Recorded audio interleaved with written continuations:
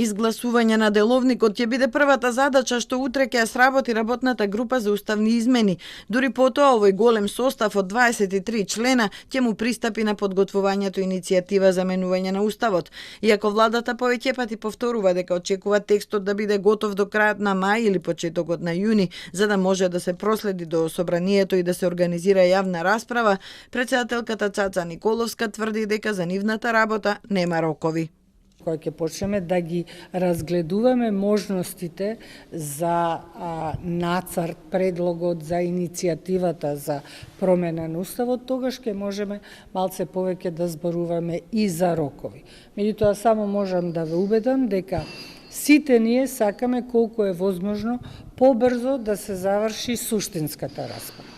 Професорот по уставно право Денис Прешова потврдува дека уставни измени ќе мора да направиме поради преземените меѓународни обврски и европските заклучоци.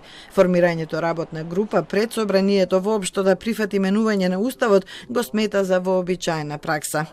Ние имаме предпарламентарна фаза и кај уставните измени како што имаме и кај законодавството. Да не забораваме и првиот устав, односно уставот сегашниот 91 година и сите други амандмани. Еве спомнавме и за преспанските амандмани. Секогаш имало работна група која формира, најчесто од експерти или стручњаци, која формира овластениот предлагач. Дали е претседателот, дали е владата, најчесто тие ги формирале тие групи. Иако поканет, Прешова сепак не стана член на работната група.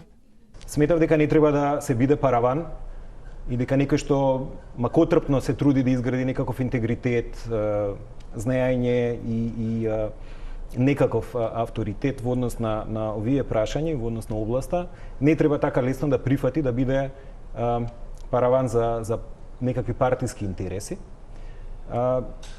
Тоа можеме да го забележиме во однос на соодносот на составот и слично. И во однос на тоа како се води целиот процес. Опозицијската ВМРО ДПМН не делегираше своји представници во работната група и цврсто стои на ставот дека во овој парламентарен состав уставни измени нема да поминат.